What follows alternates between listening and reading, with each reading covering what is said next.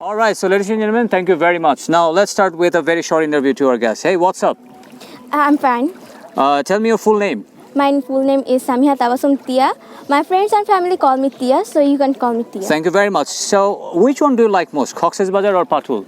I like Cox's Bazar most, but Patul is beautiful. All right, so what's the specialty of Patul? It's simplicity and beautiful. It's beautiful. All right, so do you recommend others to visit Patul? Obviously, I do. I will recommend foreigners to visit Patul because it is very beautiful, which will attract them. All right, so what are the things that attract people to visit Patul? What are the things that attract people to visit Patul? It's covered with many villages, muddy roads beside the. All right. Between the. Thank you. Why it is known as Patul? It's an interesting question. Beside Patul, there is a village named Patul. So, according to the name of this village, it is named Patul. Thank you. How many times have you visited here? It's my second time.